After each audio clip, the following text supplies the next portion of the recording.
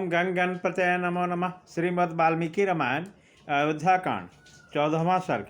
कैकेयी को राजा को सत्य पर दृढ़ रहने के लिए प्रेरणा देकर अपने बरों के पूर्ति के लिए दुराग्रह दिखाना, महर्षि वशिष्ठ का अंतःपुर के द्वार पर आगमन और सुमंत्र के महाराज के पास भेजना, राजा की आज्ञा से सुमंत्र को श्री राम को बुलाने के लिए जाना।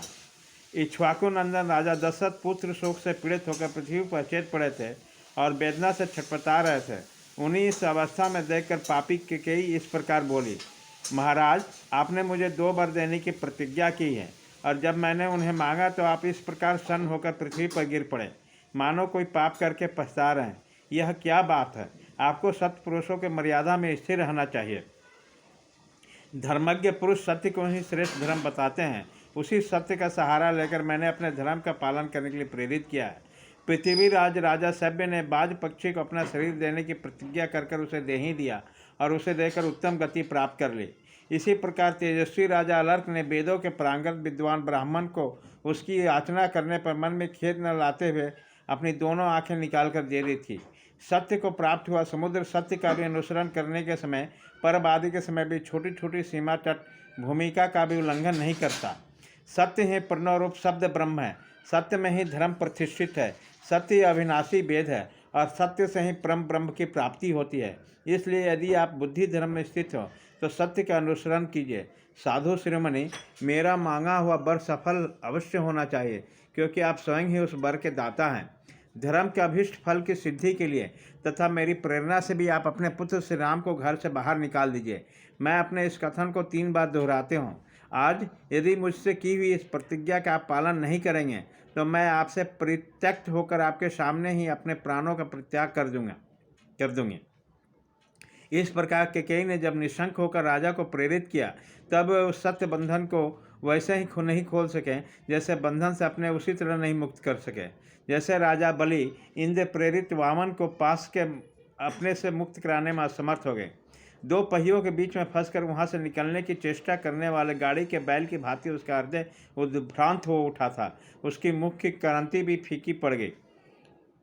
अपने विकल नेत्रों से कुछ भी देखने में असमर्थ हो भोपाल दशरथ ने बड़ी कठिनाई से धैर्य धारण करके अपने हृदय को संभाला और कैकेयी से इस प्रकार कहा, पापनी, मैंने अग्नि के समीप साष्टांग ते गृह्णामि सौभाग्यम हस्तकाम इत्यादि वैदिक मंत्र पाठ करके तेरे जिस हाथ को पकड़ा था उसे आज छोड़ रहा हूँ। साथ ही तेरे और अपने द्वारा उत्पन्न हुए तेरे पुत्र का भी त्याग करता हूँ। देवी, रात बीत गई है। सूर्योदय होने तक ही सब लोग निश्चय श्री राम का राज्याभिषेक करने के लिए मुझे शीघ्रता करने को कहेंगे। इस समय जो सामान श्री राम के अभिषेक के लिए जुटाया है उसके द्वारा मेरे मरने के पश्चात श्री राम के हाथों से मुझे जलांजलि दिलवा देना, परंतु अपने पुत्र सहित तू मेरे लिए जलांजलि न देना। पापचारणी, यदि तू श्री राम के अभिषेक में विघ्न डालेगी जो तुझे मेरे लिए जलांजलि देने का कोई अधिकार न होगा।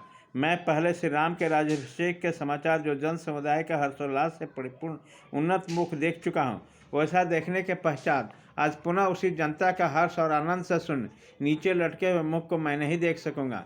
महाराज राजा दशरथ के कैकेयी से इस तरह बातें करते हुए चंद्रमा और नक्षत्रमाला की अलंकृत पुण्यमय रजनी बीत गई और प्रभात काल आ गया। तदंतर बातचीत के मर्म को समझने वाली पापचारिणी कैकेयी रोष से मूर्छित होकर राजा से पुनः कठोर वाणी में बोली, राजन, आप 20 और शूल आदि रोगों को कुछ कष्ट देने वाला ऐसा वचन क्यों बोल रहे हैं? इन बातों से कुछ और होने जाने वाला नहीं है। आप बिना किसी क्लेश के अपने पुत्र श्री राम को यहाँ बुलवाइए।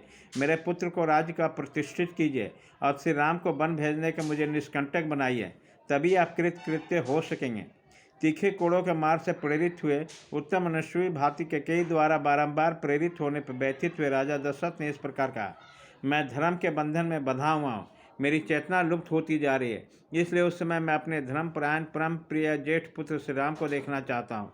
उधर जब रात बीती, प्रभात हुआ, सूर्यदेव का उदय हो गया और पुण्य नक्षत्र के योग में अभिषेक का शुभ मुहूर्त हो चुका। उसी समय शिष्यों से घिरे हुए शुभ गुण संपन्न महर्षि विशिष्ट अभिषेक की आवश्यक सामग्रियों का संग्रह करते हुए शीघ्रतापूर्वक उस श्रेष्ठ पुरी में आए। उस पुण्य बेला में अयोध्या की सड़कें झाड़ बुहार कर साफ की गई थी और उन पर जल का छिड़काव हुआ था। सारी पूरी उत्तम पताकाओं से सुशोभित थी। यहाँ के सभी मनुष्य हर्ष और उत्साह से भरे हुए थे। बाजार और दुकानें इस तरह सजी हुई थी कि उनकी समृद्धि देखते ही बनती थी। सब और महान उत्सव हो रहा था। सारी नगरी श्री रामचंद्र जी के अभिषेक के लिए उत्सुक थी। चारों ओर चंदन, अगर और धूप की सुगंध व्याप्त हो रही थी।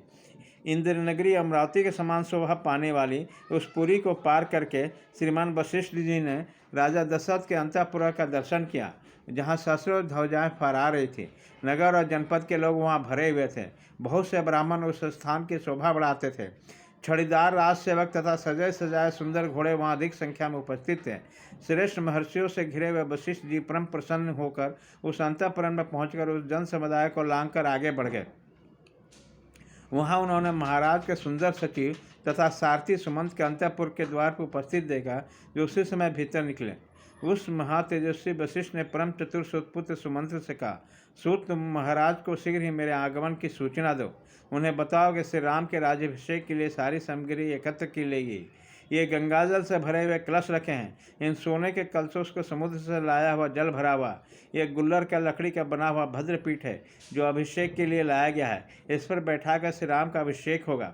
सब प्रकार के बीज, गंध, भांति भांति के रत्न, मधु, दही, घी, लावा या खील, कुश, फूल, दूध, 8 सुंदरी कन्याएं, मत्स्य, गजरा, 4 घोड़े वाला रथ, चमचमाता हुआ खड़ग, उत्तम धनुष, मनुष्यों द्वारा ढोई जाने वाली सवारी पालकी आदि, चंद्रमा के समान श्वेत छत्र, सफ़ेद चवर, सोने की झारी, स्वर्ण की माला से अलंकृत ऊंचे टील वाला श्वेत पीत वर्ण का वृषभ, 4 दाढ़ों वाला सिंह, महाबलवान उत्तम अश्व, सिंहासन, व्याघ धर्म संविधाएँ, अग्नि, सब प्रकार के बाजे, बरांगनाएँ, श्रृंगार युक्त सौभाग्यवती स्त्रियाँ, आचार्य, ब्राह्मण, गौ, पवित्र, पशु पक्षी, नगर और जनपद के श्रेष्ठ पुरुष, अपने अपने सेवक गणों सहित प्रसिद्ध प्रसिद्ध व्यापारी, ये तथा और भी बहुत से प्रियवादी मनुष्य बहुसंख्यक राजाओं के साथ प्रसन्नतापूर्वक श्री राम के अभिषेक के लिए यहाँ उपस्थित हैं।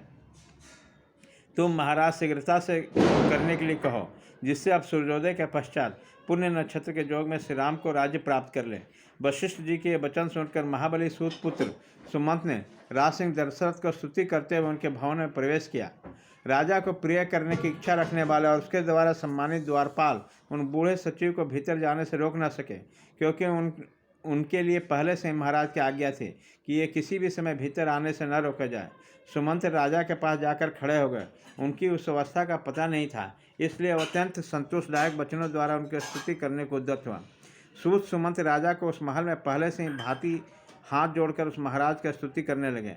महाराज, जैसे सूर्योदय होने पर तेजस्वी समुद्र स्वयं हर्ष की तरंगे से उल्लासित होकर उसमें स्नान करने वाली मनुष्यों को आनंदित करता है, उसी प्रकार आप स्वयं प्रसन्न होकर प्रसन्नतापूर्वक हृदय संसेवकों का आनंद प्रदान कीजिए। देव सारथी मातली ने इस बेला में देवराज इंद्र की स्तुति कर ली है, जिन्होंने समस्त दानों पर विजय प्राप्त कर ली। उसी प्रकार मैं भी स्तुति वचनों द्वारा आपको जगा रहा हूँ। 6 अंगों सहित 4 वेद तथा समस्त विद्याएं जैसे सौम्य भगवान ब्रह्मा को जगाती है, उसी प्रकार आज मैं आपको जगा रहा हूँ।